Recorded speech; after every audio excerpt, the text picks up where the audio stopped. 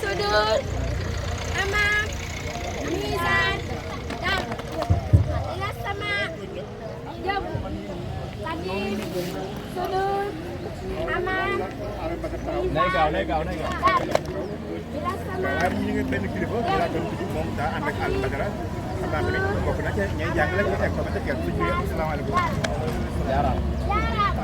Jarama, jarama, jarama, jarama, jarama, jarama,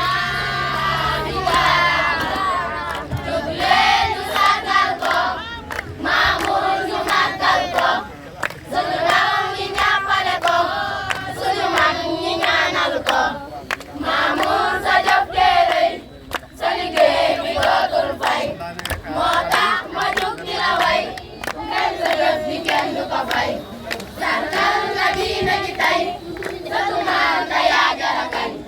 Jaaraama jaaraama, mu nga seen ya jaaraama. Jaaraama jaaraama, suñu waa di jaaraama.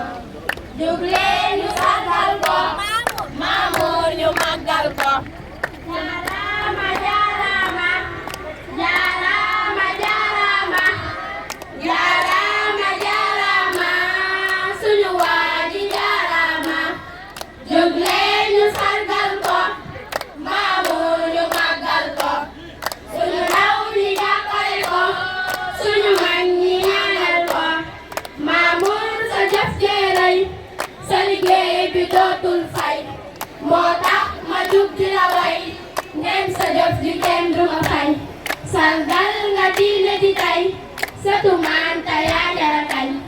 Jaaraama jaaraama, Mor Syll jaaraama.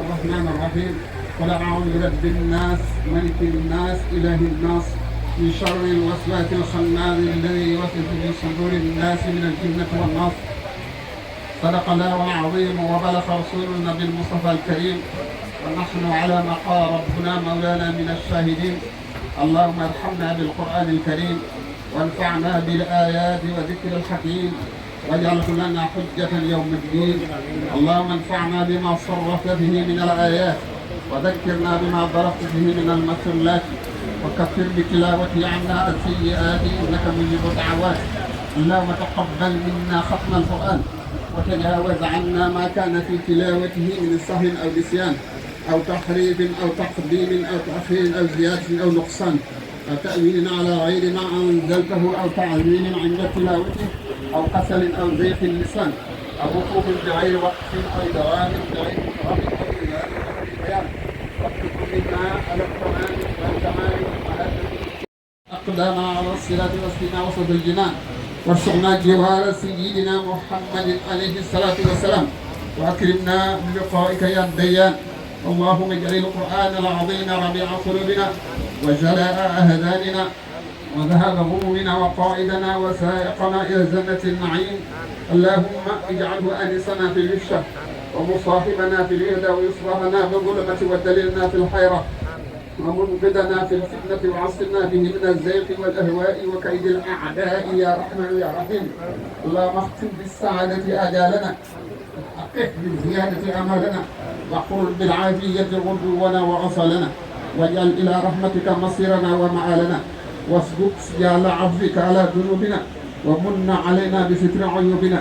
اللهم اجعل تقواك زادنا والثقة بك زورنا واعتقادنا وأمن من الجوع والخوف بلادنا وسائر بلاد المسلمين وأمن من الجوع والخوف بلادنا وسائر بلاد المسلمين وأمن من الجوع والخوف بلادنا وسائر بلاد المسلمين يا رب العالمين.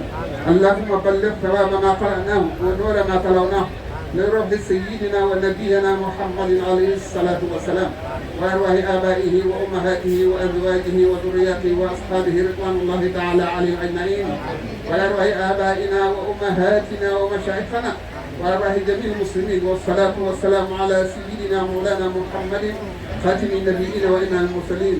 سبحان ربك رب العزة عما يصفون والسلام على المرسلين والحمد لله رب العالمين. فاتحة. الرحيم مالك يوم الدين إياك نعبد وإياك نستعين اهدنا الصراط المستقيم صراط الذين أنعمت عليهم غير المغضوب عليهم ولا الضالين. اللهم بلغ ما قرأناه واغفر رأسنا محمد صلى الله عليه وسلم وحيد المسلمين والمسلمات والحياة والحفاظ يا رحمن يا رحيم. ربي بما يشره الأذهان قد فجأ بجاه أفضل من لله قد لجأ. حمدي لرب كريم لا شريك له وصدري اليوم نور صافئا ملأ. محمد صلوات الله في أبد عليه بحزبه كل به كلا. أدعو إلهي الذي عمت مواهبه لجملة الخلق ما يختار من برأ. ناجيته جل أعواما وكرمني تكريم هادي وكل من لبن برئه. رحمن هب لجميع الخلق رحمة من يؤمن أن الشر من قرآنه قرأ. قل أمة المصطفى عن كل مفسدة وترحم الخلق يا من جدأ بدأ. يا مالك الملك يا من جل عن خواد ارحم جميع ورايا هادي غدا. يا مالك الملك يا من جل عن خواد ارحم جميع ورايا هادي غدا.